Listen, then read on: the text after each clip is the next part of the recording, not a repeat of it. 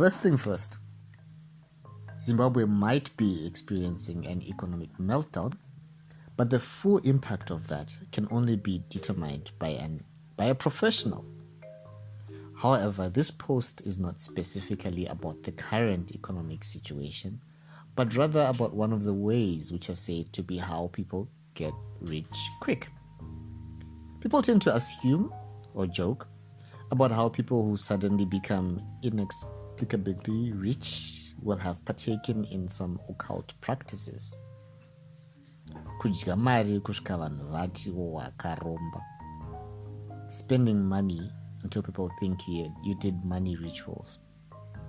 Fun fact, one of my most Google searched articles is a satirical piece on how one would launder money spat out by a ritual money stake. For clarity, I cannot confirm or deny the existence of such practices. The toe story is a myth or rumor or urban legend which has gone viral. The story or legend alleges that for the price of one toe or more, one suddenly accesses riches or a small fortune ranging from 40,000 United States dollars, depending on the toe, or specifically the equivalent of a Toyota GD6. I would presume it's a second-hand model.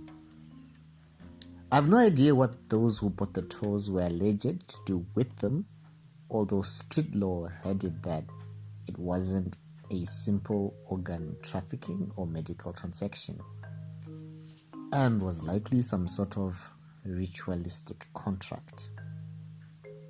The toe story has been subject to plenty of speculations and the butt of many jokes and memes, like being referred to as Cliptoe Currency.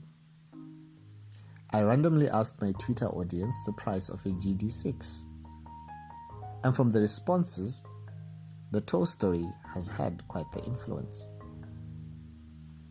This story has been so ubiquitous that even the government has had to step in and investigate. The toe business made things look bad for the country that its citizens are battling so much poverty that they had to resort to selling their toes to make ends meet. Now, we can't have our country's image being tarnished like that, can we? So the government dismissed the toe story. Anyone advertising or soliciting for toes would be liable to prosecution for trafficking of human body parts, as espoused by the Criminal Law and Codification Reform Act, Chapter 923. Officially, there is no toes business in Zimbabwe. It appears to have been an internet joke or hoax gone viral. One dealer at Zimbabwe, who had claimed to be an agent for toe buyers in a viral video, later turned around and said that he had made the utterances under the influence of alcohol. The Zimex dealer has had to appear in court for being a criminal nuisance. While the business of the toes may have spread as a viral joke and even went beyond borders, the popularity and curiosity behind the story shows a morbid fascination with get-rich-quick schemes.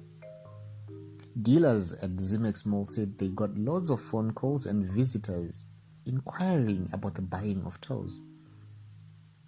What are some of the weirdest things you've heard that people do in the pursuit of fortune and fame?